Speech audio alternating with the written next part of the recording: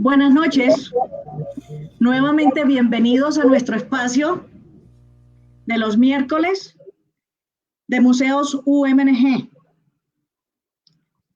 Hoy le damos la bienvenida a esta segunda emisión con unos invitados muy especiales, el ingeniero Fernando Castiblanco y la ingeniera Gloria Martínez. Buenas noches, compañeros. Buenas noches. Hola, Dita, buenas noches. Listo. Ellos nos van a acompañar hoy en la temática de la evolución y la historia del Campus Nueva Granada. Quiero recordarles que en estos espacios que ha creado Museos, venimos desarrollando temáticas por cada semana. La primera semana hablamos de territorio y todo lo que tiene que ver con la apropiación de nuestro campus ecomuseo alrededor de los vecinos y la apropiación de patrimonio también. El segundo miércoles de cada mes hablamos de literatura y arte. El tercer miércoles de cada mes hablamos de la gestión que se da detrás de los procesos museales. Hoy, por ejemplo, vamos a hablar de la gestión que se hizo a través de nuestros invitados para la construcción de un campus, que es el campus de la Universidad Militar Nueva Granada, ubicado en el municipio de Cajicá, a 2.2 kilómetros por la variante Cajicá-Zipaquirá, en donde se encuentra alojado gran parte de todo el acervo cultural que custodia la universidad. Allá encontramos el Museo Nacional, el Centro Literario, el 70% de la colección de arte, encontramos el Museo de Memoria y todo lo que es el concepto del campus ecomuseo. Y el último miércoles de cada mes hablamos de museos, arte, ciencias y tecnología. Entonces, una vez recordado a todo nuestro público cómo es nuestra distribución temática, ahora les voy a decir la logística. Ustedes saben muy bien que esto es una charla, esto no es un espacio académico, no es un espacio en donde pretendamos compartir intencionalidades de ningún tipo, sino simplemente contar experiencias desde lo que hemos vivido, y siempre vamos a contar experiencias relacionadas con el sistema de colecciones que ya les enumeré anteriormente. Nuestros invitados en el día de hoy tienen una muy vasta experiencia en ese proceso de gestión que fue la construcción del Campus Nueva Granada. En ese orden de ideas voy a leer un resumen muy corto, en este caso, comenzando con Glorita, como le digo o le decimos todos en la Universidad de Cariño. La ingeniera Gloria Martínez es ingeniera civil, es especialista en planeación ambiental y, con orgullo lo digo, es egresada de nuestra universidad del programa de Ingeniería Civil Calle 100. Ha sido docente además de hora cátedra de ambas facultades, porque la Facultad de Ingeniería está en Calle 100 y en nuestro campus Nueva Granada. Como también, siendo docente de cátedra, ocupó el cargo de profesional de apoyo en la construcción del campus desde el año 2012 hasta enero del 2020. Actualmente se encuentra como profesional en la Dirección Académica de Laboratorios en Calle 100. Bienvenida, Glorita. Gracias, Adita. Y nada más y nada menos nos acompaña también mi compañerito de la Facultad de Ingeniería de hace muchos años, Fernando Castiblanco. El ingeniero Fernando Castiblanco es ingeniero civil. No sé si me equivoco, pero creo que fue la primera o segunda contratación en bloque de la Facultad de Ingeniería. Fernando, más adelante me corriges. Ya que Civil fue el primer programa, por cierto, del área de la Facultad de Ingeniería que comenzó a funcionar en la universidad. Siguiendo con la experiencia académica de Fernando, encontramos que es ingeniero civil, magíster en ingeniería civil, con énfasis en ingeniería y gerencia de la construcción. Además, docente de tiempo completo de la misma Facultad de Ingeniería, Calle 100, director del proyecto Campus Nueva Granada en el periodo comprendido del 2005 al 2019. Actualmente Fernando es el director de interventoría de los diseños del proyecto Fortaleza. Ya más adelante nos explicará en qué consiste ese proyecto. Fernando, o mi Fer, como le digo, Fer, pero muy buenas noches y bienvenido a este espacio que es hoy de ustedes. Buenas noches y muchas gracias por la invitación. Fer, ¿qué es eso del proyecto Fortaleza? Es un proyecto del Ministerio de Defensa, sí, no puedo hablar mucho de él, es un proyecto... ¡Ay, qué pena!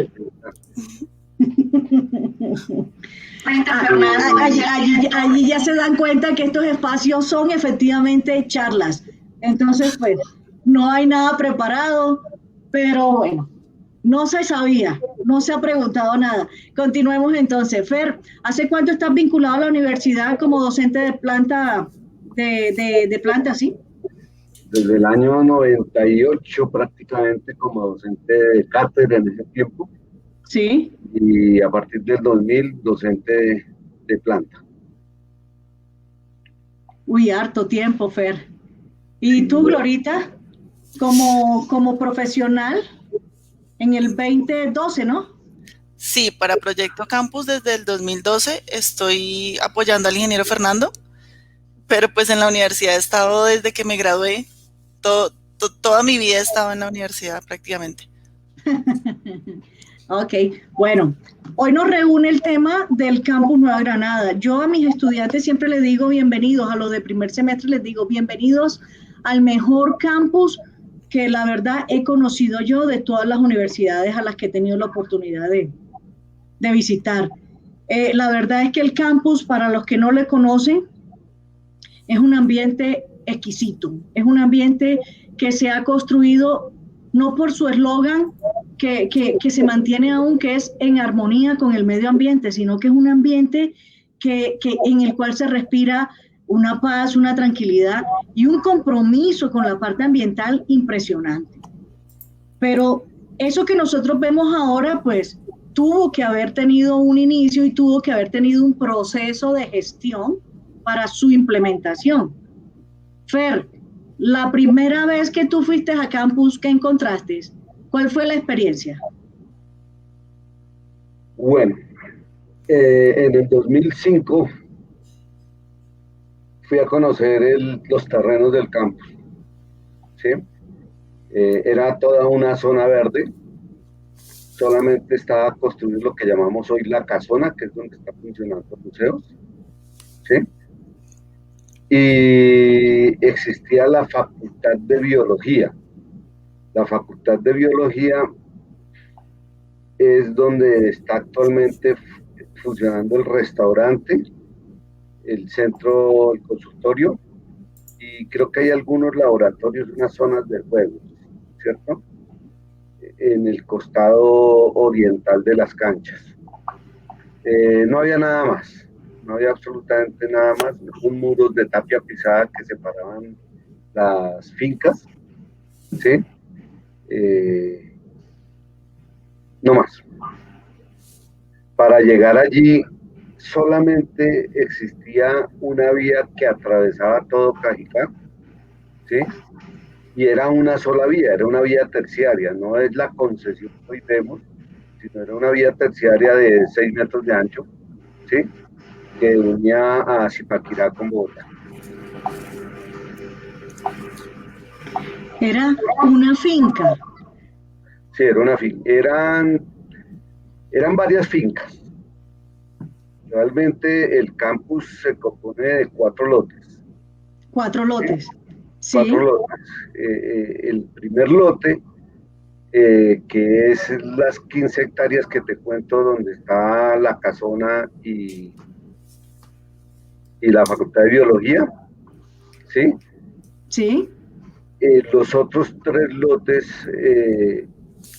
se le compraron a Sokol Flores, ¿sí? Eran 50 hectáreas, 55 hectáreas tal vez, ¿sí? Que eran cultivos de flores que dejaron de ser cultivos y ya sabes que las flores son muy agrestes con los terrenos. Con los terrenos, sí. Decía, lo que encontramos fueron unos terrenos muy agresivos, ¿sí? Con muy poca capa vegetal, ¿sí?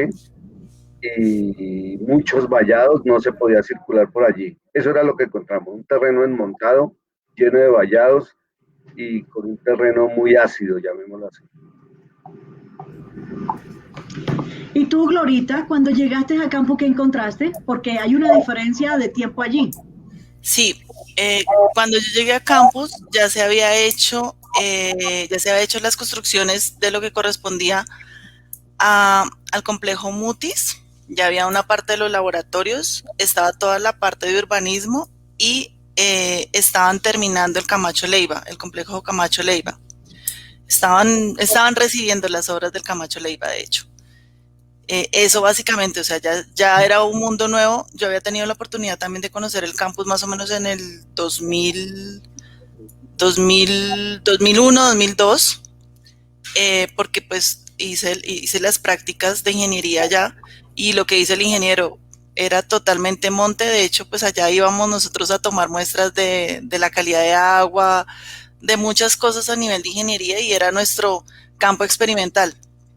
Y cuando ya cuando ya llegué como profesional, efectivamente ya era otro mundo. Había una amplia gama de la parte de infraestructura y estaban ya construidos básicamente dos complejos importantes del campus. Ya. Quiero aprovechar, antes de continuar, para saludar a la gente que nos acompaña en la noche de hoy, a Lewin Mauricio Quintero, a Wilfrido Arteaga, Jennifer Paola, Andrés Ortiz. Dice, me encanta volverlos a ver. Alicia Castillo, desde Ciudad de México, desde la Biblioteca Nacional de Antropología e Historia. Muchas gracias por seguirnos, Alicia. Saludos nos envía a todos. Jimena Jaime Zambrano, excelentes profesionales. Todos lo sabemos, Jimena. Y yo más que nadie, que soy su compañera y fui su compañera de batallas también. Bueno, una vez que ustedes llegan al campus, ¿qué es lo primero que comienzan a organizar para tener este campus bonito como lo tenemos ahora? Porque ya Fernando nos dijo que estaba la facultad, la Casa Amarilla, en donde funcionaba biología, que fue el primer programa que funcionó allá. Estaba la casona o el chalet, que es donde funciona ahora mismo el Museo de Memoria Institucional, y las caballerizas, que ya no están, pero era donde se construyó, el espacio donde se construyó el Centro Literario Fernando Soto Aparicio. Luego de eso, Fer, ¿qué fue lo que se gestionó? ¿Qué fue lo que se hizo para comenzar a hacer uso de ese espacio? Bueno, cuando yo llegué a la dirección del campus, ya se tenía un esquema básico de lo que se haría allí, ¿sí? Era como una maqueta matriz, ¿no? ¿Esa era la maqueta antigua? Sí, es el esquema que diría cómo sería a nivel macro del campo, ¿sí? Pero no estaba desarrollado, simplemente era un esquema que mostraba un gran óvalo, ¿cierto? El óvalo estaría unido a través de tres glorietas, ¿sí? De tres glorietas, y alrededor de ese óvalo se desarrollarían las facultades. Ya te digo, eso está simplemente a nivel esquemático. ¿Qué tocaba hacer ahora? Desarrollar ese esquema básico, ¿sí? Desarrollar ese esquema básico. La idea de ese óvalo nació de unas visitas que había hecho el rector en ese entonces, que era el general León Gómez, ¿sí? Y el jefe de planeación a la Universidad de Stanford. El esquema básico no es que replique, sino trae una idea de lo que es Stanford para aplicarlo aquí en el proyecto, ¿sí? El arquitecto tomó esas ideas y planteó ese esquema básico, que es el que les estoy comentando. Y ese arquitecto dejó evidencia o explicó en algún tipo de espacio la selección de ese óvalo, el porqué de ese óvalo? El porqué del óvalo no, pero cómo funcionaría alrededor del óvalo el proyecto sí. ¿Sí? Se decía hacia la parte central del óvalo iba a estar todo lo que era el área social y el área de bibliotecas. ¿Señora? Sí, ok, en la parte central toda la parte social, sí.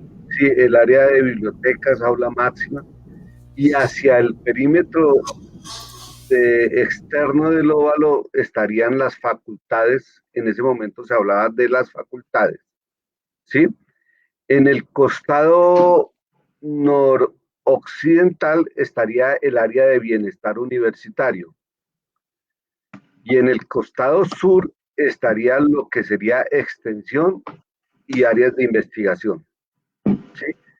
Ese fue como el primer concepto de lo que sería Proyecto Campus. Fer, acabas de mencionar algo y es, alrededor funcionarían las facultades, pero nosotros actualmente ese término de facultades solamente es dentro de la organización académica, no dentro de la organización física de la estructura construida. Sí, señora. Usamos el término complejos. Sí, correcto. ¿Qué sucedió? ¿Qué sucedió allí? Inicialmente el concepto era trasladar Calle 100, Universidad Militar Calle 100, toda a Cajicá. Ese era el concepto inicial. Pero después, con el tiempo, a medida que fue madurando el proyecto, ¿sí? Pues Calle 100 no podía irse de donde está. Calle 100 está en un sitio privilegiado. Calle 100, allí nació la Universidad Militar. No, allí creció, porque ella nació en la Escuela Militar, ¿sí? Pero allí creció y ya tenía un gran nombre en Calle 100. Luego dejar eso, en palabras de un rector, era la gallinita de los huevos de oro, así lo mencionaba, ¿sí? Entonces, pues dejar Calle 100 era imposible. Entonces, más bien, Campus se convertiría en una extensión de Calle 100, ¿sí? En ese momento se hablaba de una extensión, todavía no se hablaba de una sede nueva, sino una extensión de Calle 100, ¿sí? Eso implicó que teníamos que hacer nosotros un desarrollo de un modelo que fuera autosuficiente a medida que iba creciendo, ¿sí? A medida que iba creciendo. Se desarrolló en la Facultad de Ingeniería con estudiantes y bajo la dirección del doctor Óscar González y el acompañamiento del doctor Santiago Lobo Guerrero, se desarrolló un estudio de áreas funcionales. Ese estudio de áreas funcionales mostraría lo que sería una facultad. Hablamos de facultad. De una facultad que fuera autosuficiente, que funcionara solita, ella sola, ¿cierto? Sí. Mientras podían desarrollarse los demás proyectos.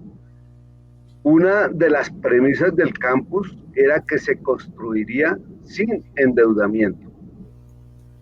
Entonces se construiría con los recursos de la universidad, luego no podía crecer toda de una, ¿cierto? Sino tendría que crecer de manera paulatina. Faseada. Eso llevó a que, bueno, arrancáramos con nuestro primer proyecto, que sería la Facultad de Ciencias Básicas. En ese momento se llamaba Facultad de Biología, pero la universidad ya comenzaba a tener en Calle 100 lo que eran los departamentos.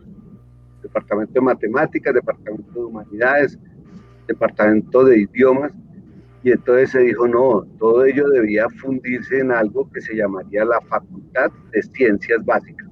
Pues dejó de ser biología a ser la Facultad de Ciencias Básicas. Y así se habló mientras se construyó. Pero una vez empezó a funcionar, ¿sí? Con el ánimo de que los estudiantes se apersonaran de Cajicá, entendieran Cajicá, conocieran Cajicá, se planteó que de cada facultad, los estudiantes de los primeros semestres irían una vez a la semana. ¿Sí? Ese fue el famoso plan de transición académico. Lo que se llamaba la transición, ¿cierto? Entonces, como era muchas disciplinas las que iban a recibir clases dentro de unos edificios, que era una facultad, con el ánimo de que no tuvieran, voy a utilizar una palabra que de pronto nos gusta, y era de que no tuvieran dueño, ¿cierto? Sí, sino que fuera de la universidad y no de una facultad. Entonces nació la idea de llamarle a esos grupos de edificaciones complejo. De ahí nació el término complejo, ¿sí? ¿Y esos complejos qué tendrían? Unos edificios de aulas donde se tomarían clases, un edificio administrativo, unos auditorios, un área de cafetería y zonas sociales, una gran plazoleta que integrara todos esos edificios y unos edificios o un edificio de programa. Y eso funcionó solito así y nos dimos cuenta que efectivamente así funcionó. Fer,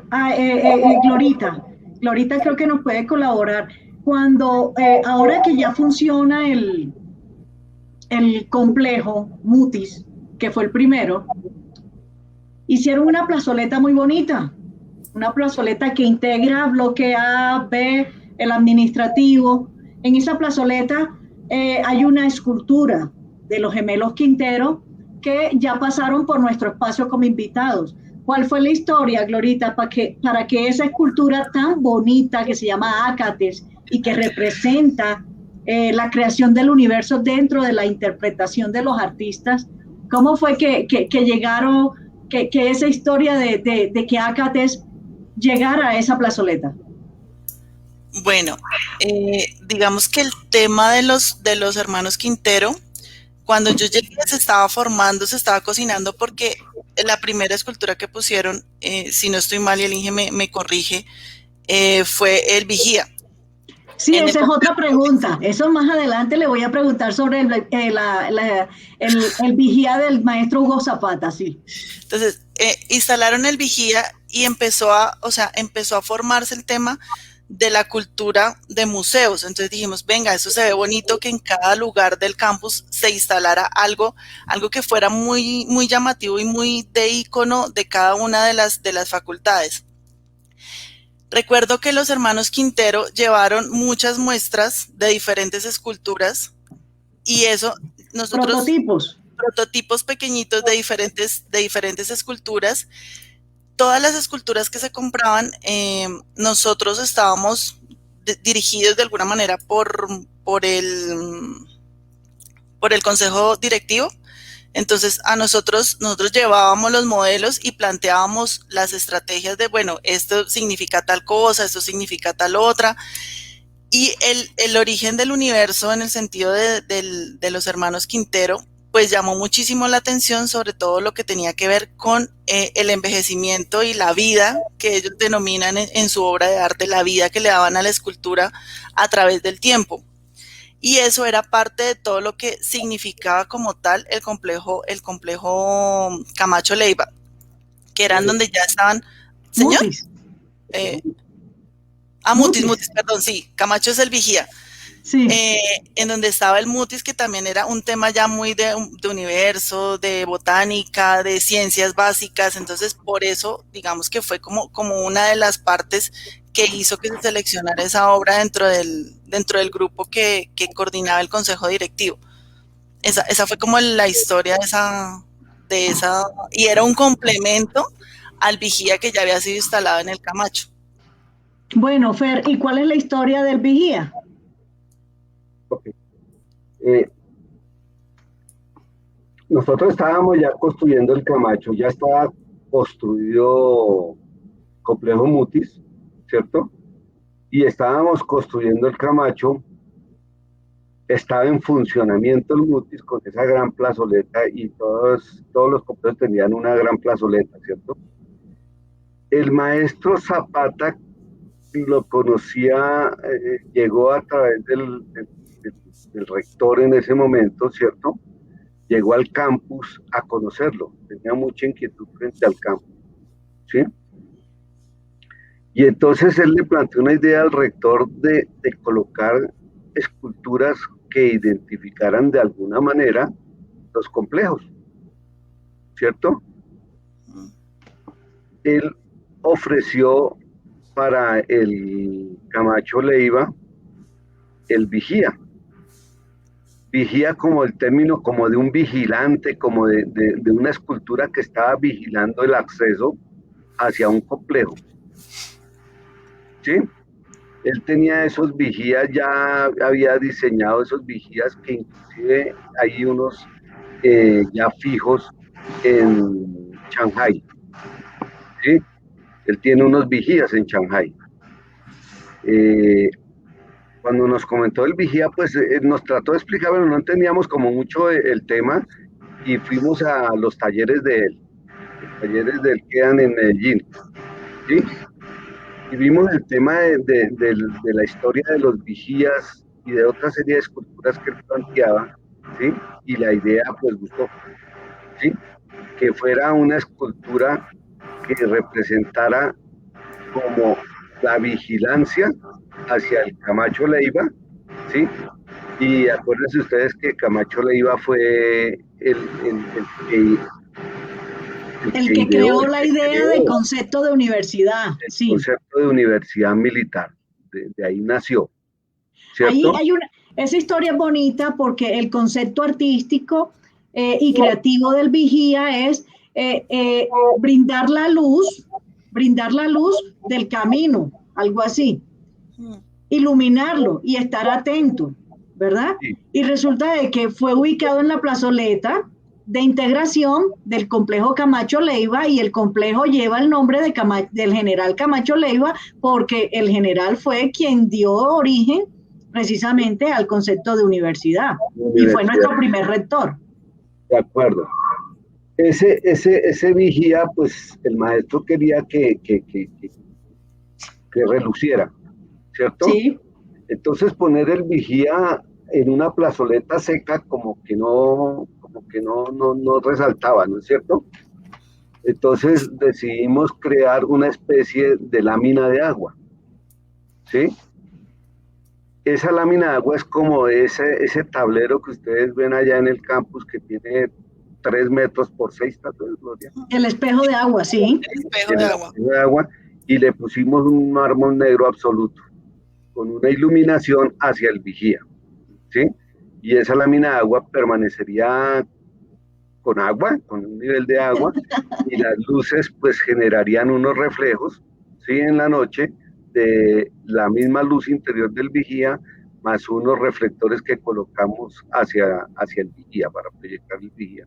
La idea gustó mucho, y de ahí nació la idea de que cada complejo que se construyera tuviera una escultura que lo representara. Miramos al frente y vimos esa plaza tan grande que tenía el muro. Pues ahí también hay que hacer algo, y nació la idea de la escultura que dice Gloria, que son los ácates, ¿sí? De los hermanos Quintero, ¿sí? Simultáneamente, pues ya nació el tema de la escultura, y al interior, ¿qué pondríamos? Esas paredes lisas, ¿qué pondríamos? Entonces también nació la idea de tener grandes cuadros, ¿cierto? De pintores conocidos, con mucho temor de que fueran a ser dañados, ¿cierto? Pero mire, algo que tiene el campus, que yo creo que es orgullo de todos nosotros, es que los estudiantes se apersonaron tanto del campus que lo cuidan como si fuera su casa. Sí, eso en todas las visitas nosotros también lo resaltamos, Fer, porque es que colocar una obra de 20, 30 millones de pesos expuestos a que la gente lo toque y no lo tocan. Lo miran, lo admiran, se toman selfie, pero no lo invaden y no lo intervienen de ninguna otra forma.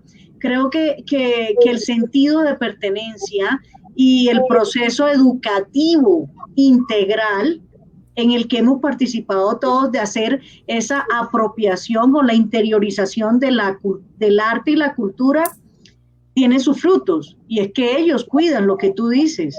Es un aspecto muy, pero muy bonito de la comunidad neogranadina, y ocurre en la sede de Bogotá y en donde funciona la Escuela de Medicina, porque en todas las sedes hay extensión de las colecciones. Entonces, en todas las sedes tenemos arte, en todos los lobbies, en todos los espacios de zonas comunes, y no pasa nada. De acuerdo, de acuerdo. También surgió la idea de alguna, y esa sí la tienes más clara tú, y es algunos de nuestros ingenieros hicieron prototipos, ¿cierto? Ah, sí. Que se convertirían en piezas de museo, y son espectaculares, espectaculares. Y se les buscó un sitio representativo dentro de los edificios, ¿sí? Para colocarlos allí. Sí, ahí está el inicio de lo que es la colección de geotecnia, que hace parte del sistema, dentro del sistema de colecciones, hace parte de las colecciones de ciencia y tecnología. Y el ingeniero Fer se refiere a las patentes del ingeniero Oscar Reyes y Javier Camacho. Javier. Sí, ellos las tesis de pregrado, si no me falla la memoria, las tesis de pregrado fueron instrumentos y equipos que se convirtieron en parte de uso cotidiano de los laboratorios, y fue tecnología que fue evolucionando hasta que ellos esas máquinas las perfeccionaron y las patentaron, y fueron, creo que, las dos primeras patentes o la primera patente de la universidad, y efectivamente las tenemos expuestas justo en el laboratorio fase 1. Fase 1. Y tienen una historia bellísima. ¿Sí? ¿Cuál sería? No, mentira, no nos las cuentes, porque eso hace parte del en vivo en donde va a venir Javier Camacho y Oscar Reyes a contárnoslos. Perfecto. Glorita, cambiemos un poquito el arte por el arte de la construcción y la armonía de nuestros edificios, porque eso embellece un recorrido que nosotros hacemos y que hemos denominado el recorrido del campus Ecomuseo. Una de las cosas que le llama la atención a nuestros visitantes son los colores de las entradas de los edificios. ¿Por qué? ¿Por qué siendo todo? Mira, cuando uno entra a un instituto, a una edificación militar, todo es uniforme, todo es alineado, todo es del mismo color, todo es, y uno entra a la Universidad Militar y tenemos nuestro nombre de Universidad Militar por nuestros orígenes, pero tenemos un campus que es bien diferente constructivamente a las instituciones militares. Entonces, eso te lo quiero preguntar, porque hay personas que nos están escuchando hoy que creen que adentro funciona igualito, y no, tenemos una identidad diferente en ese sentido. Bueno, el tema de los colores, lo que tú dices es muy cierto. La universidad, el campus internamente tiene una armonía bastante interesante, no solamente en el lenguaje arquitectónico que tienen sus edificaciones, sino también en todo lo que tiene que ver con los árboles, las flores, toda la parte de jardines. O sea, eso es un sueño, y hay muchas zonas demasiado bonitas en el campus. Cuando yo llegué, digamos que todo estaba plano, todo, yo soy, pues digamos que las personas que me conocen saben que soy un poquito medio corrida, entonces... No, quedó grabado, por Dios. Cuando yo llegué, yo le decía al Inge, pero eso tan blanco todo es muy aburrido, Inge, hay que ponerle color. Y entonces el ingeniero como que me ignoraba, como que, bueno, sí, esta está loca, dejémosla ya. Entonces, cuando nosotros empezamos, el primer edificio en el que tuve la oportunidad de participar, y que también estuvo Andrés, que justamente está en nuestro en vivo, y lo saludo porque fue una persona que nos aportó muchísimo en el edificio, en el Sepúlveda. El grupo de trabajo en el que estuvimos fue bastante interesante, porque no era el típico grupo de todos por su lado, en donde unos construyen, otros pelean. No, esto fue una integración muy bonita de profesionales, en donde todos aportábamos algo. el edificio del Sepúlveda ya venía dentro del complejo de ingeniería, que era como el prototipo que se tenía inicialmente, y nosotros, ese edificio tiene unos lucernarios que van desde la parte de arriba hasta abajo para canalizar la luz, porque pues era uno de los edificios que en ese momento iba a ser de los más grandes que teníamos en el campus, y esos lucernarios estaban diseñados para que tuvieran unos bordecitos blancos, o sea, todo blanco, pues como estaba el resto de las edificaciones. Un día nos sentamos a socializar con los arquitectos y yo les dije, venga, pero es que a mí me parece muy aburrido todo blanco, o sea, hagamos algo que tenga color. Y Aldíver, que fue también uno de nuestros arquitectos que trabajó en el proyecto, dijo, venga, ¿por qué no le ponemos azul?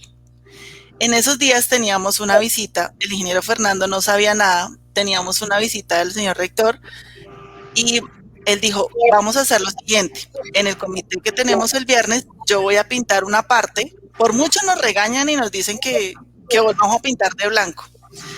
En la tarde, lo que nosotros hicimos fue, cuando ya todo el mundo se había ido, pintamos los lucernarios de color azul y pintamos el pórtico también azulito. Claro, al otro día todos llegaban a las 6 de la mañana, 6:30. Cuando vieron ese azul, todo el mundo me iba matando. El ingeniero Fernando me dijo, Gloria, usted mirará qué hace, usted le pone la cara al rector, y todos estábamos miedosos. El ingeniero dijo, me gusta, pero yo no digo nada, dejémoslo ahí. Entonces fue muy curiosa la escena, porque estábamos todos detrás del señor rector esperando el regaño, así como que se nos ocurrió. Estaba Aldíver, estaba la interventoría, estábamos todos ahí esperando, cuando el rector dijo, me encanta. Y dijo, y quiero que elijan colores para todos los edificios. Entonces, ahí empezamos, bueno, si vamos a ponerle color, pues obviamente no puede ser una payasada, porque pues no tenía sentido, sobre todo porque nuestro campus tenía mucha armonía. Entonces lo que buscamos fue que de alguna manera se generaran identidades de esos complejos a través del color. Entonces las personas que conocen el campus se dan cuenta que hay un complejo que es naranja, hay un complejo que es verde manzana, hay un complejo que es el azul, que es el de, pues digamos, mutis y aulas. Entonces se empezó ya a generar, y eso de alguna manera le dio identidad también a los muchachos, porque pues ellos decían, nos vemos en el pórtico azul, nos vemos en tal lado. Entonces ya la gente no se perdía tanto como antes, que no tenían, que llegaba uno allá y, no, pues el edificio Camacho, en el ¿cómo se llama? El Francisco José, no sé qué, y uno iba allá, ni idea. En cambio, ya por lo menos llegando a un color, ya era un poco más fácil. Las ayudas visuales. Pero quiero aclarar, no aclarar, sino complementar. El rector nos autorizó pintar los pórticos y nosotros éramos como medio tercos. Terminamos pintando muros, terminamos pintando columnas. Entonces tú vas a ver, por ejemplo, en el ascensor que une los dos edificios de programas del complejo Mutis, que está todo de un verde manzana. Sí, es diferente el verde.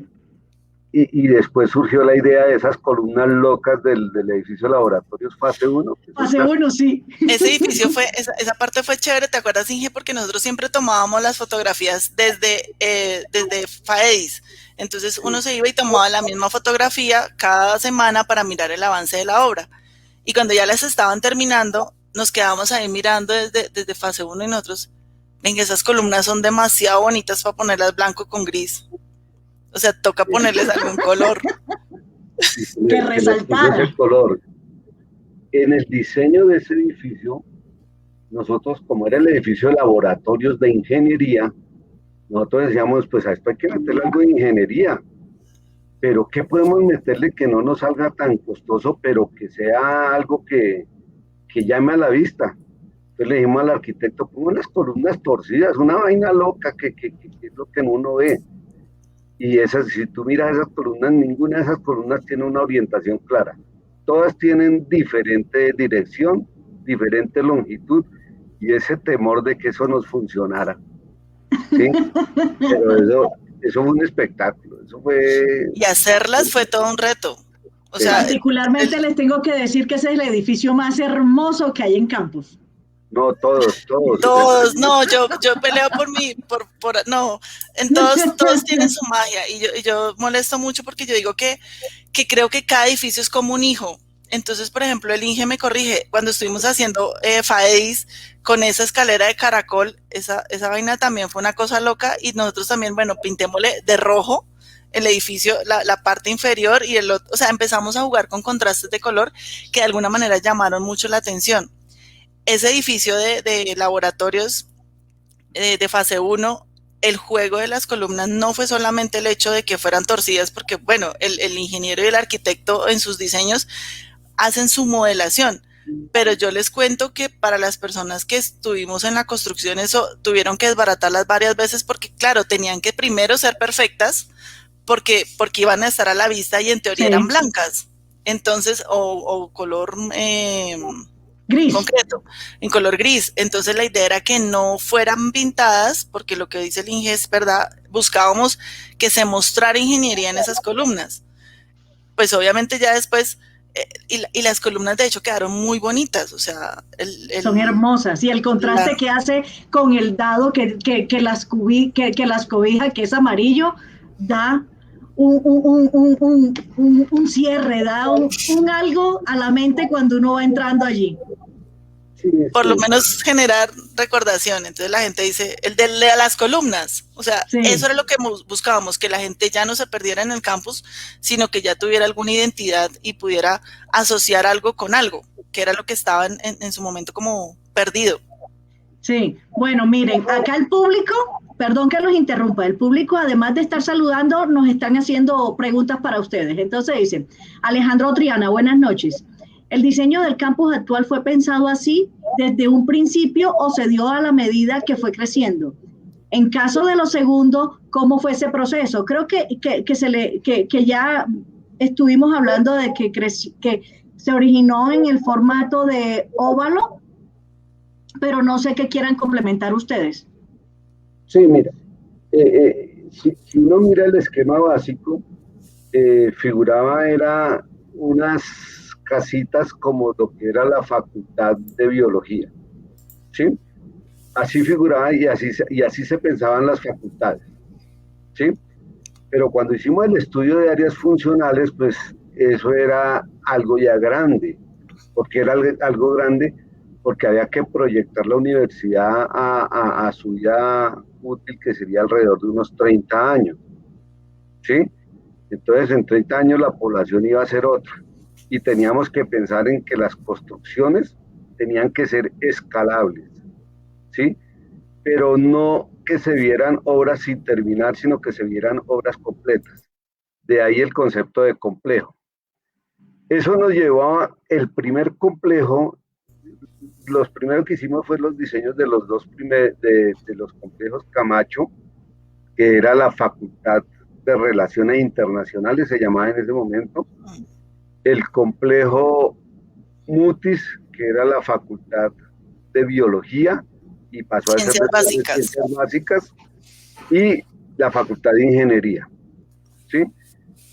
Entonces hicimos un concurso arquitectónico entre los arquitectos, ¿sí? Entre los arquitectos para plantearle una identidad al campus. Había que tener una identidad. Me acuerdo que se presentaron básicamente dos modelos. El uno era muy ortogonal, ¿sí? Y el otro era muy orgánico, ¿sí? Con muchas curvas, ¿sí? Muy orgánico, ¿sí? Terminamos uniendo los dos modelos. Detrás de eso hay una historia larga, pero terminamos uniendo los dos modelos, ¿cierto? Y comenzamos a crear esa arquitectura que fuera no tan cúbica, sino que tuviera además elementos curvos. La otra situación es que como estábamos en una zona rural, pues los edificios no podían tener más de 3 pisos, ¿sí? Y tendrían que estar rodeados mucho de verde, rodeados de mucho verde, ¿sí? Y la otra situación es que te decía que esos terrenos eran muy secos, muy áridos, Sí. y teníamos que darle algo de vida. Y nada más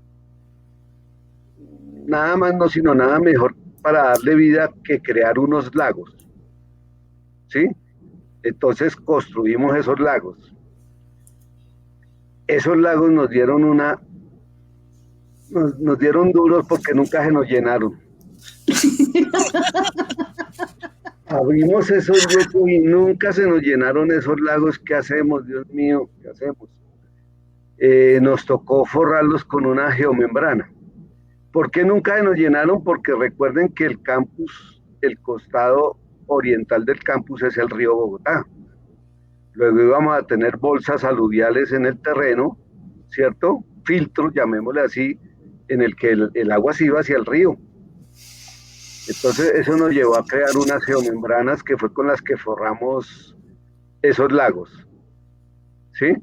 Sí. Las excavaciones de esos lagos, pues imagínate, llevar esas excavaciones a un botadero certificado, ¿cuánto nos podría costar? Entonces nosotros dijimos, no, pues no botemos las excavaciones. ¿Qué podemos hacer con ellas? Moldeemos el terreno. Como teníamos un terreno que era totalmente plano, entonces decidimos hacer colinas. ¿Sí? Colinas, sí. Y comenzamos a formar colinas. Nosotros caminábamos ese campo, yo creo que sabemos cuántos pasos tiene ese campo, ¿cierto, Gloria? Diariamente uno llegaba y eran 25.000 pasos. El pobre reloj ya decía, no, ya pare, por favor, tome ya agua. no camine más. Y entonces mirábamos, oiga, aquí queda una colina bien. Aquí esta colina puede ser de esta forma y eso puede ocultar o generar un camino. Aquí esta colina puede tener, y así fueron formando de las colinas. Entonces las excavaciones no se botaban, sino servían para moldear el terreno. ¿Sí? Generar pasto, pues también fue otro tema complicado porque pues, teníamos una zona muy agresiva, ¿cierto? ¿Recuerdan que les dije que era un lote lleno de vallados? Sí. Lleno de vallados, lleno de trampas. Y, pues, imagínate que cuando empezamos a construir una glorieta y comenzó a oler a gas. Rompimos la tubería de gas natural que trae, porque por ahí pasa el gas natural que viene hacia Bogotá. Y nosotros quedamos rotos la tubería. Mentira, lo que encontramos fue un entierro de flores y ya habían lixiviados y ya habían gases ahí. Entonces, imagínate lo que fue recuperar ese terreno, ¿sí? Y cada que nosotros veíamos oportunidad de crear verde con el compostaje de la Facultad de Biología, ¿sí? Pues íbamos generando verde. Eso nos llevó, si ustedes se dan cuenta, el complejo Mutis es láminas de agua.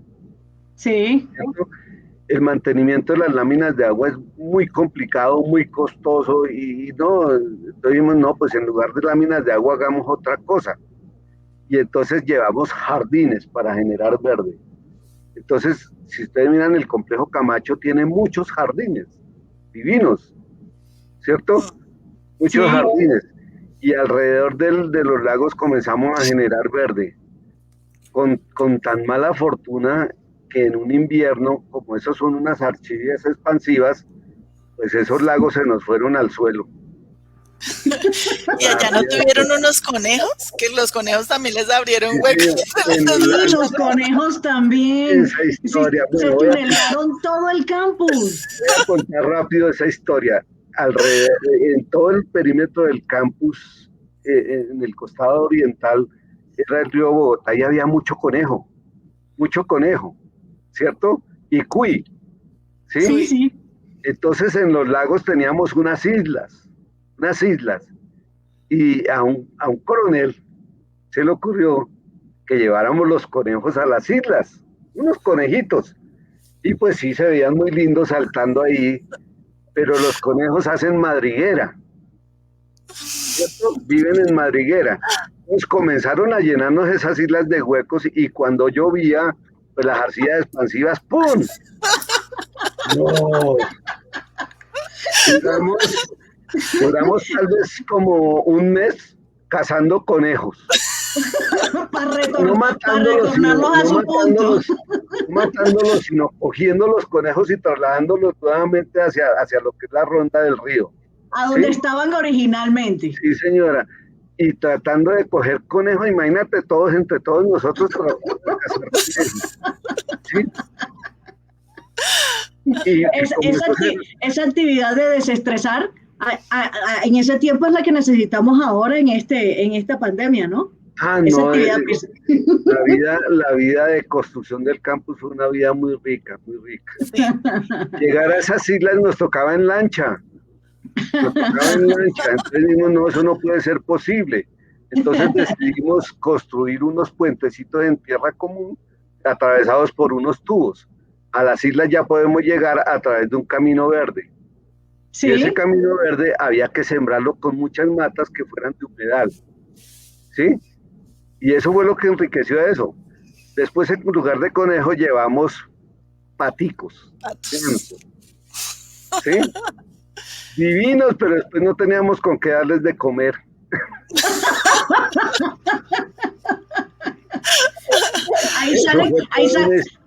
Ahí salen muchas más historias. Vamos a seguir con nuestros invitados, los que nos están, las personas que los están escuchando. Les cuento que tienen más preguntas. Por ejemplo, está Jenny Andrea Santamaría Dueñas.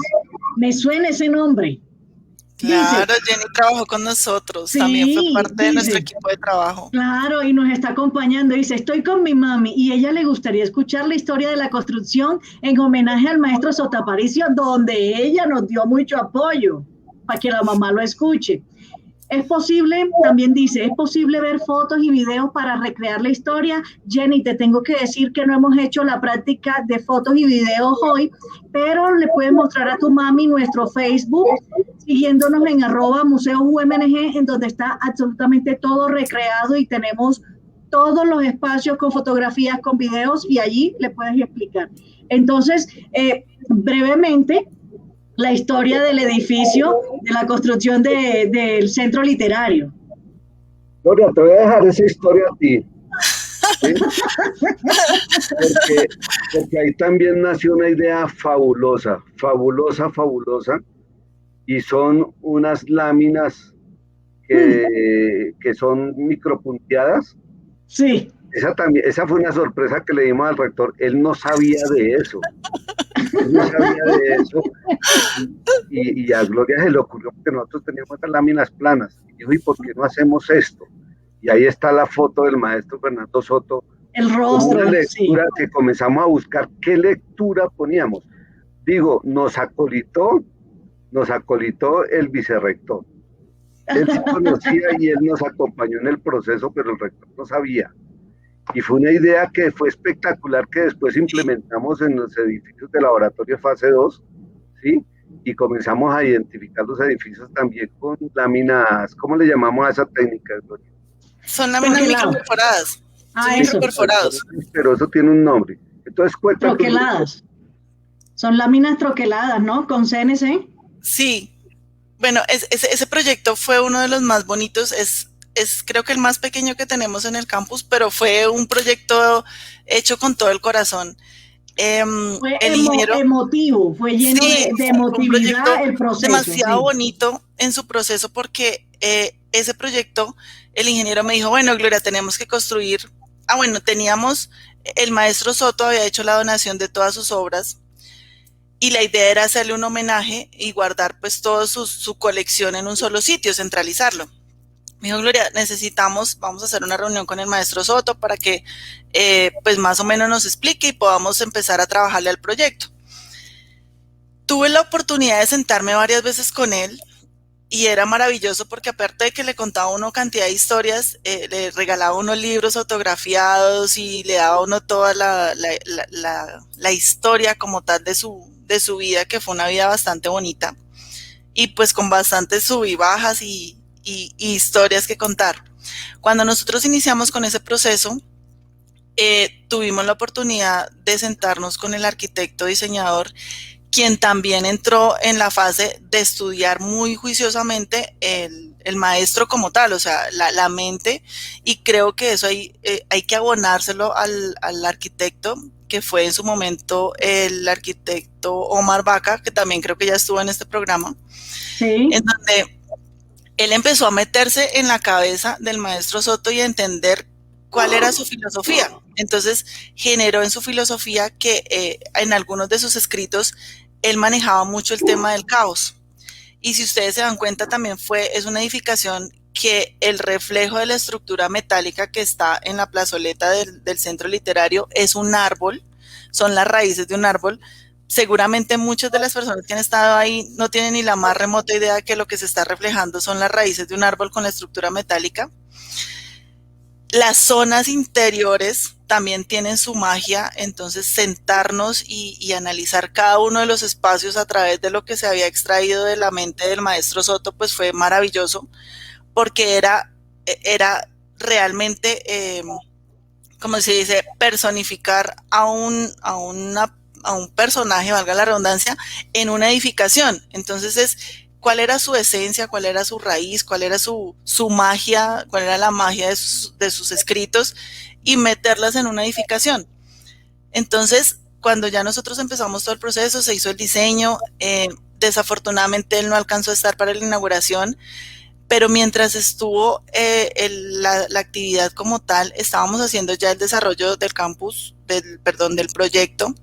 De pronto Omar, él tenía otra idea, pero pues en su parte del lenguaje arquitectónico, pero como se buscaba era darle una identidad, salió el tema de por qué no hacerle un homenaje de esa manera al maestro Soto, quien pues había dado tanto por la universidad, porque los que tuvimos la oportunidad de conocerlo sabíamos que era una persona muy entregada a la universidad y una persona muy bonita que amaba la militar en todo su esplendor. Entonces era darle la importancia que tenía, además de haber donado esas obras de esa categoría, haberlas entregado sin ninguna intención adicional a compartir su arte. Y nos sentamos con el INGE y nos sentamos con varias personas del comité directivo como a mirar qué hacíamos, y tuvimos la opción que nos dio en su momento el proveedor de las láminas y dijo, pero ¿por qué no hacen esto y esto? Entonces nos pusimos en la tarea de buscar fotografías, de buscar como que era lo que más impactaba al maestro Soto, y encontramos esa imagen y tuvimos la oportunidad de hacerla. Como dice el ingeniero Fernando, nos apoyó bastante el vicerrector en ese momento y dijo, pues hagámosle. O sea, como todo, ¿no? Pues bueno. Cuando ya se instaló, cuando ya se vio, pues fue muy bonito, y para su familia también fue como muy bonito ese homenaje que se le hizo de alguna manera a una persona tan entregada a la universidad como el maestro Soto. Ese reconocimiento a un ser tan inteligente y tan prolífero a nivel de su producción literaria. Siguiendo con los comentarios de las personas que nos están siguiendo, hay saludos y buenas noches y muchos besos y abrazos. Camila Correa, que también estuvo con nosotras trabajando en la universidad. Está Uldis Palacios, está Carlos Mario Payares. Los invito, por cierto, a las personas que nos están siguiendo a ayudarnos a nosotros, Museos UMNG, a ser mejores, a mejorar estos espacios. Por lo tanto, son unos datitos muy básicos los que estamos pasando en la encuesta de opinión. Ayúdennos a mejorar, por favor. Está también Juliana Trujillo, con muchos besos y abrazos para todos. Gustavo García Garavito dice, soy arquitecto y tuve la oportunidad de estar en varias de las obras generadas en el campus, tanto en obra como en interventoría. Es grato como profesional, ya que estuve desde el inicio. Eloísa García, buenas noches, los veo desde Nicaragua. Gracias, Elo, por seguirnos. Dice, todo este proceso, repite Gustavo García, todo este proceso es para escribir unas memorias. Sí, señor Gustavo, tenemos eso, y Fernando está pendiente, y Fernando le debe eso a la universidad. Está Byron David Morales, nos hace una pregunta bien curiosa, creo que Yo creo que Fernando es el indicado. Es cierto que se pensó en hacer residencias para los universitarios dentro del campus. La primera, en el costado suroccidental, que es un lote que en ese momento estaba vacío, ¿sí? En el proyecto, en el costado suroccidental, se pensó en hacer residencias, ¿sí? Pero no pasó más allá de un pensamiento, porque es que tener residencias implicaba una serie de administración y una serie de cuidados que le generaba a la universidad de pronto mayores esfuerzos en sus temas de administración, ¿sí? Y dio mucho temor lanzarse uno al tema de residencias, ¿sí? Ya, sí. Gracias por la respuesta, Fernando. Continúo con la gente que nos está acompañando. María Paula León, Claudia Estela Velandia, Omar Eduardo Vaca, aquí saludando, por cierto. Gracias, Omar, por seguirnos. Tiene Juliana Trujillo, dice, yo hice mis pasantías como auxiliar de ingeniería en la construcción de los laboratorios de ingeniería y fue una experiencia maravillosa. El campus es hermoso, los paisajes, el diseño arquitectónico, todo un orgullo. Gracias, Juliana, por seguirnos.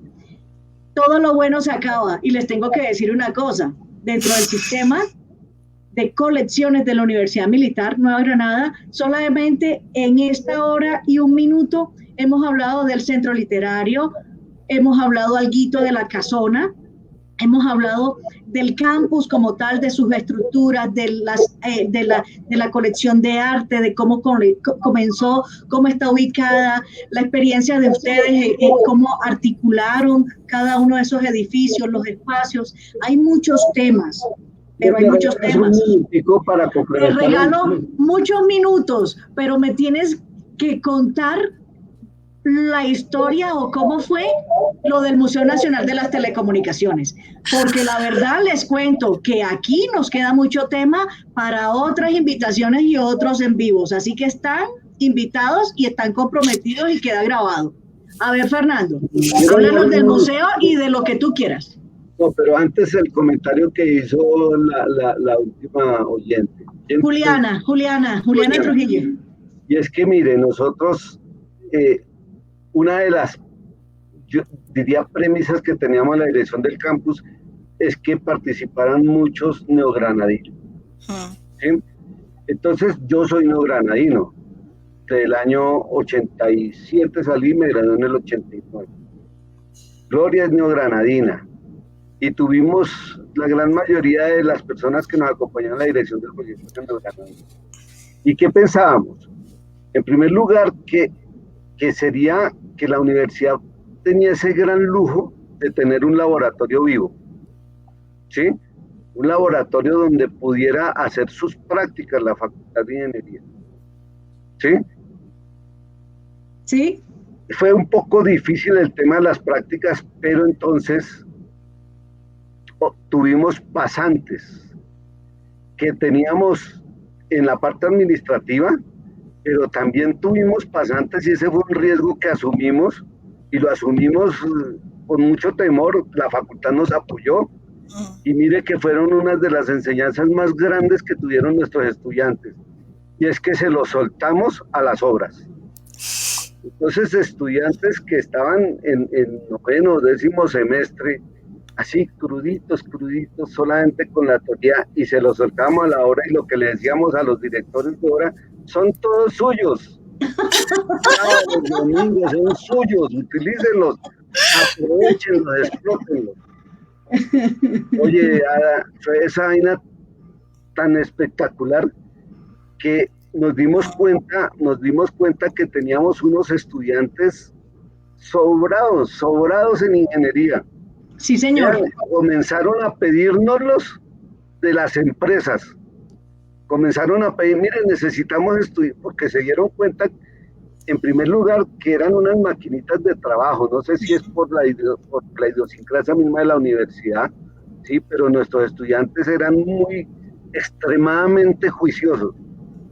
En segundo lugar, inquietos y aportaban, supremamente ordenados. No, es que tuvieran los calificativos que nos daban. Y empezaron a pedirnos y comenzó a crecer y a crecer y a crecer eso. Esos muchachos yo creo que, creería yo que salieron muy agradecidos porque fue mucho lo que aprendieron en obra, ¿cierto? Mucho, mucho lo que aprendieron, pero a la vez enriquecieron el programa, ¿sí? ¿Por qué lo enriquecieron? Porque es que el programa se compenetró tanto en el tema que comenzó a aparecer ese tema de construcción que se ve muy poco en los cursos de ingeniería. ¿Sí ves?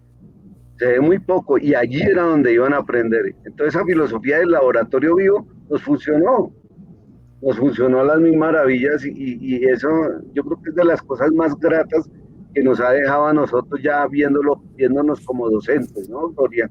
Sí, para mí, digamos que cuando eso fue también otra de mis aportes, me ufana del tema, porque obviamente el INGE había mucho trabajo, habían muy pocas personas, y yo le dije, pues INGE, yo estaba dirigiendo proyectos de grado en Calle 100, porque dictaba clases en Calle 100, entonces yo le dije, INGE, pues traigamos a los chicos que ellos están buscando pasantías y que nos apoyen. Excelente, o sea, fue lo que dice el INGE, alcanzamos a tener hasta 12 entre pasantes y practicantes y todo el cuento, y fueron chicos que, así como Juli, en este momento también está dentro del área de laboratorios. Jenny trabajó con nosotros, una persona súper pila, maravillosa. Creo que el equipo de trabajo, lo que dice el INGE, fuimos casi todos los que correspondíamos a ingeniería civil, éramos egresados de la militar, o somos egresados de la militar. Y cosas tan interesantes, qué pena que desvíe el camino, pero Gloria, de pronto tú complementas. Cosas tan interesantes como que pusimos a un alumno ciego, a otro en silla de ruedas y a otro sordo. Y cuenta qué resultó de ahí, por favor. Nosotros, cuando estábamos haciendo también Sepúlveda, es que Sepúlveda fue como nuestro centro experimental, Andrés Ortiz, que también nos acompaña ahorita, sí, hace parte de todo lo que tiene que ver con el Consejo de Accesibilidad y empezó a meternos el cuento de, venga, ustedes tienen una universidad militar en donde la mayoría de personas, pues hay un grupo grande, no la mayoría, pero sí hay un grupo grande de personas que han estado en la parte militar y que han sufrido accidentes y que les han generado unas limitaciones en su parte física. ¿Ustedes por qué no cumplen con todo lo de accesibilidad? O sea, ¿por qué no volvemos la universidad accesible? Entonces empezamos a hacer el ejercicio y utilizamos a 3 pasantes, y no, esa fue un proyecto de grado, esa fue tesis. Utilizamos a 3 chicos, entonces uno fue sordo, el otro fue mudo y el otro fue ciego. No, entonces, no mudo, sino paralítico. Sordo, no, paralítico. Era mudo. No, en silla de ruedas. Ah, bueno, sí, pues era discapacitado. Entonces lo soltamos y ellos estuvieron más o menos unos 2-3 meses experimentando qué pasaba si yo tenía alguna de esas restricciones dentro del campus. Entonces, desde la entrada, o sea, que se estrellaban, que se caían, que se topaban con un hueco, bueno, todo el proceso. Entonces, todo el equipo de la interventoría de Sepúlveda nos estaba apoyando en esas actividades y los chicos estaban haciendo de manera paralela el estudio de accesibilidad del campus. Entonces, ¿qué tan accesible éramos? Entonces nos dimos cuenta de que no, o sea, allá un ciego se moría de hambre porque nunca llegaba a ningún lado, una persona en silla de ruedas se tropezaba cuando iba por la vía, bueno, eso era una cosa catastrófica. Y de ahí salió un manual de accesibilidad que nosotros hicimos e implementamos para el campus y que obligó de ahí en adelante a todas las construcciones a cumplir con esa reglamentación. Además que teníamos que dar cumplimiento a la parte de normatividad en donde todos los espacios tenían que ser accesibles. Y creamos la primera facultad en donde era 100% accesible. Lo único que nos faltaba era la parte táctil para las personas con discapacidad visual. Salimos en revistas, hicimos el primer consejo de accesibilidad en la universidad gracias a todo el equipo de trabajo que estuvo en Sepúlveda y ahí entramos en todo el mundo de incluir a las personas que tenían alguna limitación. Entonces, de alguna manera, hay muchas cosas que fueron planeadas dentro del desarrollo del campus, otras que han nacido como de la creatividad y de las necesidades propias del entorno y de la comunidad.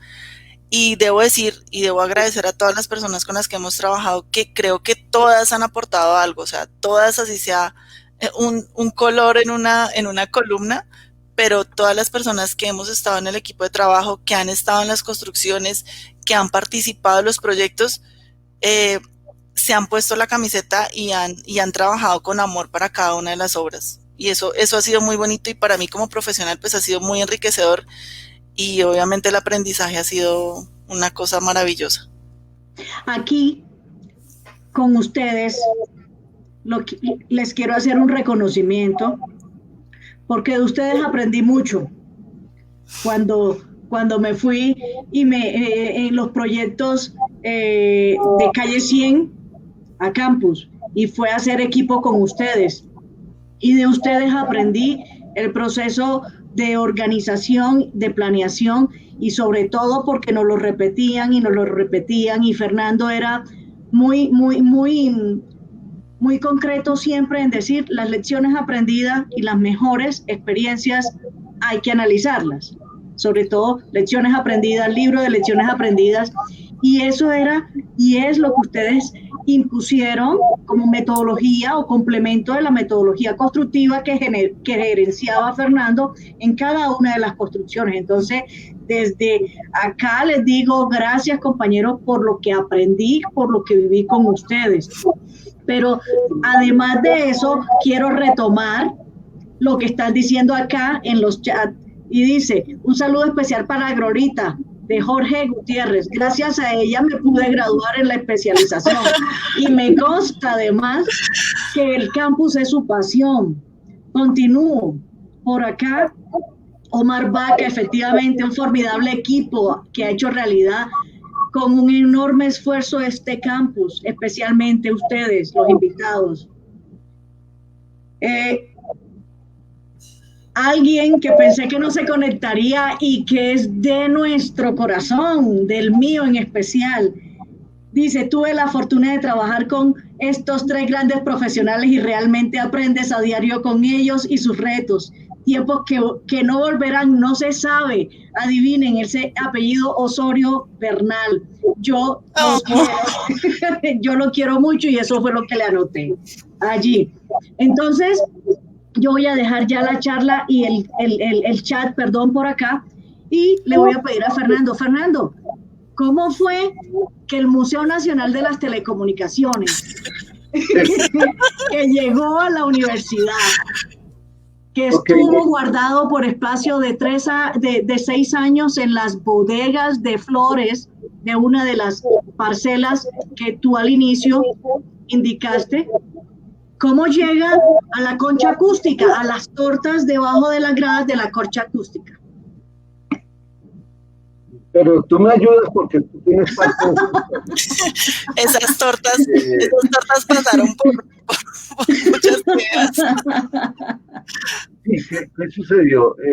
Telecom entregó a la Universidad Militar el Museo de las Telecomunicaciones, o no el museo, sino algo que tenía el patrimonio de las telecomunicaciones. Sí, señor. ¿Sí? Todos unos equipos de lo que era la historia de las telecomunicaciones, y la universidad lo tenía guardado en un campamento que teníamos nosotros en el costado sur del campus, ¿sí? Pero surgió la idea, y no me atrevo a decir de quién sería la idea, ¿sí? De que eso había que mostrarlo. Eso había que mostrarlo, ¿sí? Fue del rector, era idea del rector, porque su amigo Jorge Ali Triana comenzó a indagar para hacer un documental y se descubrió que el museo estaba en la universidad. Ok. Inicialmente, entonces, el señor rector nos dijo a nosotros, bueno, tenemos que poner esas obras, esos elementos, ¿cómo le llamáramos? Sí, esos elementos en algún sitio para mostrarlos. Entonces, ya comienza a nacer el concepto museo. Y decíamos nosotros, pues lo que queda más cerca para que pueda conocerlo la gente de afuera, sin entrar a la universidad, era una casa que teníamos nosotros en el costado suroccidental, una casa muy vieja, ¿sí? Que la utilizábamos de campamento. ¿sí? Para las obras. Sí. Y pues pensamos en reconstruir esa casa, pero no, eso salía más caro. Eso no, esa casa estaba muy acabada, y más que las usamos de campamento, muy acabada. Entonces, ¿qué hacemos para mostrar eso? ¿Sí? Ya estábamos iniciando la construcción de la concha acústica. Y en la concha acústica, debajo hay unas tortas. Digamos, la concha acústica, todo lo que es donde está el público, ¿cierto? Son unas Sí. gradas y debajo es vacío. Y esa estaba conformada por 5 tortas. Allí iba a estar la emisora, ¿cierto? Y iban a estar unos espacios dedicados a eso, porque recuerdan que la universidad se trasladaba toda. Pero la emisora quedó funcionando en Calle 100, entonces ya esos espacios no se necesitaban allá. ¿Y qué hacemos con esto, no? Entonces surgió la idea de llevemos las muestras. No, pero habían 2 tipos de muestras. Unas que serían itinerantes, que comenzamos a mostrarlas. Esa historia ya la cuentas mejor tú, en las facultades, ¿cierto? Y otras que quedarían fijas en algún sitio. Entonces dijimos, el mejor sitio sería aprovechemos las tortas de la concha acústica. En última, la concha acústica va a ser un área de encuentro, va a ser un área de bienestar, y allí invitamos a que la gente recorra esos espacios. ¿Sí? Claro, como era concha acústica y era de bienestar, entonces tuvimos problemas un poquito con bienestar porque miércoles, y entonces nosotros ¿dónde vamos a tener nuestros gimnasio? ¿Cierto? Sí. Y nosotros teníamos ya diseñado un gimnasio, un polideportivo. El polideportivo. Sí, pero eso se construiría muy adelante, entonces ya estaba funcionando el campus y exigía de gimnasio. Y pues hagamos una cosa, dejémosle 2 torticas al gimnasio y 3 al Museo de las Telecomunicaciones. Todas las decisiones se tomaban en comité directivo. Entonces se llevó la propuesta a comité directivo, gustó y nos apoyaron. ¿Sí? Entonces dejamos 2 torticas de gimnasio y las otras 3 de Museos de Telecomunicaciones. Nos tocó adaptar esos espacios, ¿sí? Para que allí funcionara, y pues ya llegaste tú a enriquecer eso, ¿sí? No nos cabían todas las muestras allí, recuerda que otra parte Sí. iba a quedar en AIS. Sí. ¿Cierto? En AIS, que es el edificio que teníamos en el costado suroccidental, en una bodega. Sí. ¿Cierto? Y allí comenzó, pero como que eso no llamaba la atención, ¿cierto?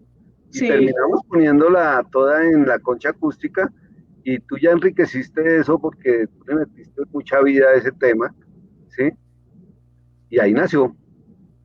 Y así como indican en el chat que para ustedes el campo fue su pasión, el museo o el sistema de colecciones se convirtió en mi pasión. Gracias a ustedes. Bueno, nos pasamos. Normalmente yo siempre estoy pendiente del tiempo. Creo que ha sido una charla, para hacer nuestra segunda charla, vamos todavía muy amenos y muy íntimas, porque el conocernos, cómo manejan ustedes su tema, cómo le muestran esa emoción, ayuda a que los espectadores reciban una charla y un conocimiento de primera mano de lo que fue la historia de nuestro campus. No se han abordado todos los temas. Esto da, como les dije, para muchas más charlas, pero por lo menos hoy dejamos sembrada la curiosidad, y más adelante los tendremos de nuevo acá de invitados contándonos más experiencias. No sé qué quieren concluir, si quieren decir algo especial. Escuchamos. Yo quiero decir una cosita pequeñita, y es que fue tanto el amor que le cogimos nosotros al campus, tanto el amor, que bueno, todo se cumple en unas etapas, y cuando terminó nuestra etapa, crea que nos dio duro, todavía me da duro. ¿sí? El campus fue nuestra pasión.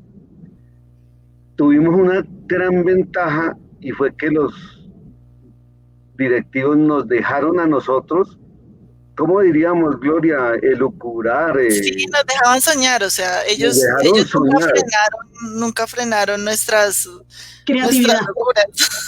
Y entonces planteamos locuras.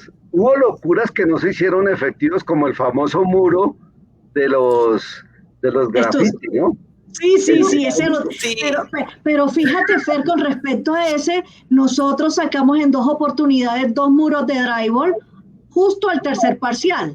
Y allí hicieron muestras, eran de temáticas inducidas hacia biología, pero se expresaban.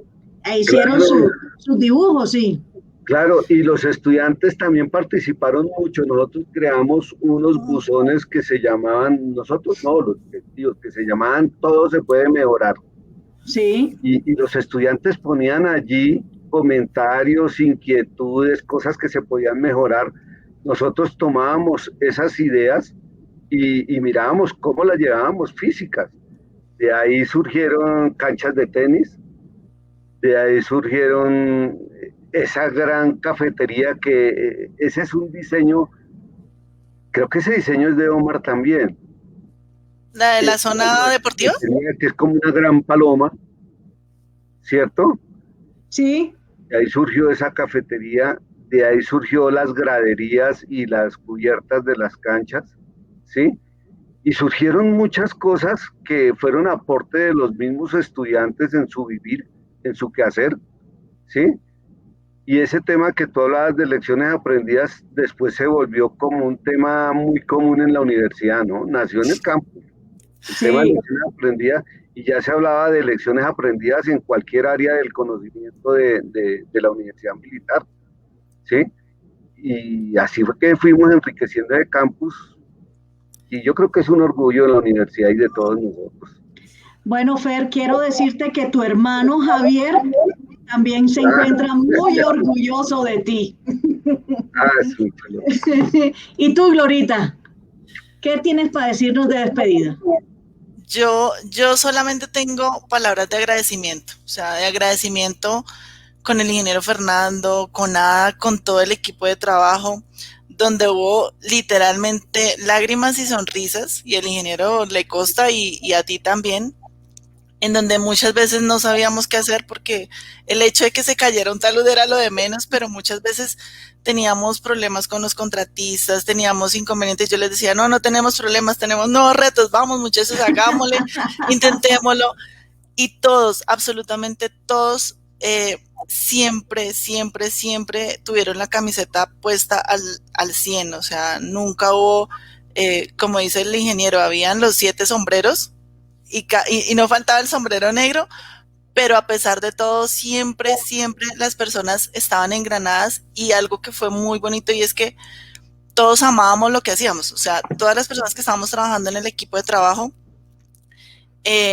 los que estuvieron como practicantes, por ahí también vi a Jessie, a Jessica, a Jamie, claro que te recordamos, las personas con las que iniciamos. Adriana San Clemente pues fue la mano derecha del Inge antes de que yo estuviera, Jennifer, bueno, todo el equipo de trabajo que estuvo ahí, creo que siempre... Luis Augusto fue una... Ay, mi arquitecto, sí. ¿Y Lucho? El arquitecto Lucho. Y era un loco de miedo y tenía una particularidad, que uno le decía a Lucho, se rompió un tubo y ese man se iba allá y... si tenía que meterse en un pozo séptico, se metía. ¿Sí? Sí, era para todo. Era un todero de miedo. Sí, yo lo único que tengo, todas las personas con las que trabajamos, no puedo decir que hubo alguien con el que no se hiciera una sinergia y con el que algo complementara, y lo que dice el ingeniero, o sea, creo que todas las personas, estudiantes, docentes, hasta las personas lo cogían uno por ahí, venga, ¿y por qué no hacen tal cosa? Y se iba uno dentro de sus caminatas, se iba uno pensando, venga, pero eso sí puede funcionar, ¿cómo lo hacemos? Cuando estuvimos haciendo el diseño de fase 2, de laboratorios fase 2, y tú lo recuerdas, el equipo era maravilloso, o sea, empezamos a decir, queremos como un Maloca que fuera interactivo. Ahí nos frenaron un poquito, pero fue más un tema económico, por ejemplo, el ascensor que estaba diseñado, la pintura del ascensor que está diseñada para el edificio de laboratorios faseos era una pintura térmica, lo que iba a hacer que todo el día el ascensor estuviera cambiando de color. Y ayudaba a las prácticas de física que teníamos con los profes, o sea, también sentarnos y analizar, porque ese proceso de laboratorios duró casi 2 años, en donde nos sentábamos con cada profesor a tratar de entender qué era lo que querían y cómo ponérselo en un espacio. Pues todo eso fue maravilloso, y de verdad que solamente puedo dar gracias a todas las personas con las que tuve la oportunidad y el privilegio de trabajar, y ustedes dos me les quito el sombrero porque aprendí. El ingeniero Fernando, aparte de haber sido mi profe dentro del pregrado, pues obviamente fue también un mentor de vida durante toda mi parte profesional, que de verdad que agradezco muchísimo la oportunidad a la universidad, la oportunidad a todo el equipo de trabajo, las personas, o sea, fue un grupo sencillamente maravilloso. Bueno, amigos. Bueno, amigos. Sí. Vamos a llorar. Yo también les quiero agradecer su tiempo, su esfuerzo, su dedicación, todo lo que han hecho por la universidad, por ese campus tan hermoso. Por escuchar a todos los docentes, a la academia, a los administrativos. Este es un reconocimiento de Museos UMNG a la historia del campus, a la historia que aloja el sistema de colecciones. Y ustedes fueron los gestores en esa carrera, en ese proceso. Es un proceso de gestión que, aunque aquí nos hemos reído y han compartido muy poco, pero gestión es sufrirla. Cuando uno la hace y la gerencia la sufre, la goza, la disfruta y ve sus productos. Y esto que está en el campus y este sistema de colecciones le quiere hacer el reconocimiento público a ustedes dos, unos profesionales excelentes y unos compañeros inigualables. Con esas palabras debo cerrar el espacio invitando a que nos sigan en nuestras redes como Museos UMNG, @Museos UMNG en todas las redes.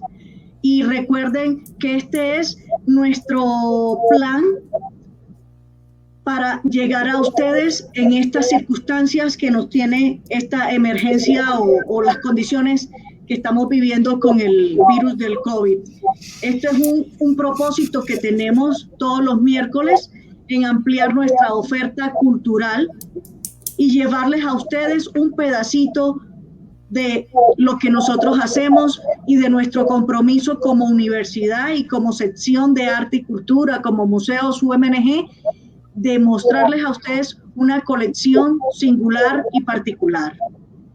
Un ejemplo de colección que no encuentran en ninguna otra universidad y que es único. Con eso me despido, sin antes decirles que nos vemos el próximo miércoles a las 7 de la noche con otro en vivo y otros súper, hiper, mega invitados. Chao, chao. Cuídense. Chao. Chao.